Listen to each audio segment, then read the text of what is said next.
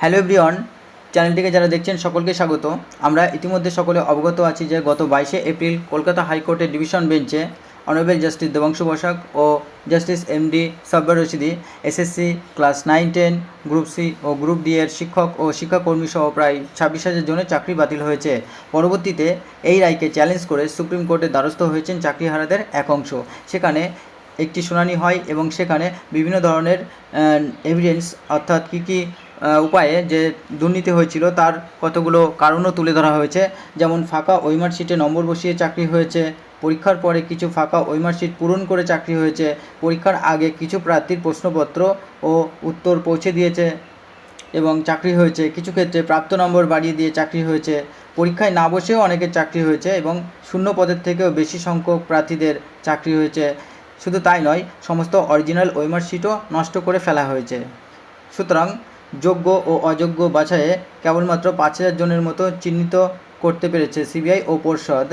যেহেতু OMR destroy করে দিয়েছে এসএসসি, সেক্ষেত্রে সঠিকভাবে যোগ্য এবং অযোগ্য বাছাইয়ে রীতিমতো হিমশিম খাচ্ছে সিবিআই। যদিও এসএসসি এর সদিচ্ছা থাকলেই সবই সম্ভব, কিন্তু এসএসসি সঠিক পদক্ষেপ নিচ্ছে না, যার কারণে যারা যোগ্য তাদেরও এই হয়রানির শিকার হতে হলো ও রীতিমতো পুরো প্যানেল বাতিলের মাধ্যমে সকলের চাকরি গেল। আজ সকাল থেকে যখন করুণাময়ী স্টেশনে চাকরিহারাদের বিক্ষোভের অবস্থানে রীতিমতো উত্তাল, তখন প্রধানমন্ত্রী বর্ধমানের জনসভা থেকে যোগ্য চাকরিহারাদের বলা চলে আশ্বাস দিলেন ও পাশে দাঁড়ানোর বার্তা দিলেন। তিনি বললেন, যারা সৎ, যাদের ডিগ্রি আছে, সঠিক ডিগ্রি আছে, তাদের সহায়তা দেবে বিজেপি। তিনি আরও বলেন, চাকরি হারানো যে সমস্ত শিক্ষকদের নথি সঠিক আছে, লিগ্যাল সেল গড়ে তাদের আইনি সহায়তা দেবে বিজেপি। প্রধানমন্ত্রীর এইরকম মন্তব্যে যারা যোগ্য চাকরিপ্রার্থী, আশা করা যায় তারা একটু হলেও চাকরি ফিরে পাওয়ার আশ্বাস পেলেন। এখন দেখার বিষয়, সঠিক যোগ্য অযোগ্য বাছাইয়ে এসএসসি কী পদক্ষেপ নেয় ও ফাইল জমা করে।